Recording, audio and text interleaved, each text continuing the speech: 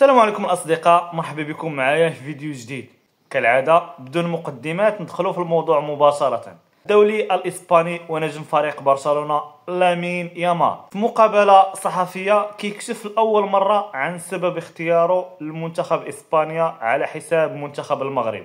لامين أكد أن المنتخب المغربي كذلك هو كاين في قلبه، ولكن كاينين تفاصيل صغيرة هي اللي حسمات اللعب ديالو المنتخب الإسبانيا. من بين هاد التفاصيل أن الكرة الأوروبية أكثر مشاهدة من الكرة الإفريقية، وكذلك بين باللي إسبانيا كيحس بها بلادو أكثر من المغرب.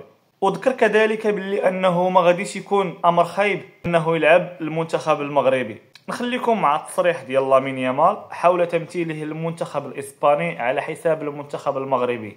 ولكن قبل ما تنسوش الإخوان لايك، ما تنسوش تخليوا لي الرأي ديالكم في التصريح ديال لامين يامال، وإلا ما كنتيش مشترك في القناة مرحبا بك، اشترك وفعل الجرس باش ديما يبقاو يوصلك الجديد. How close were you to playing for Morocco instead of Spain? La verdad que fue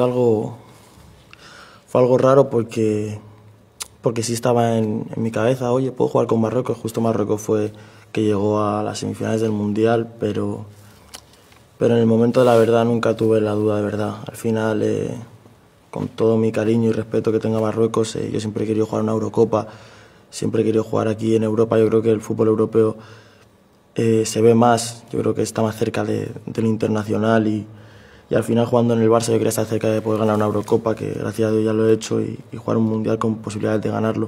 Siempre tendré cariño a Marruecos, es mi país también, y la verdad que no hubiera sido nada raro ni malo jugar con ellos. Lo que pasa que al final sí que tenía ese hándicap de que España jugaba la Eurocopa y me he criado en España y también siento que es mi país.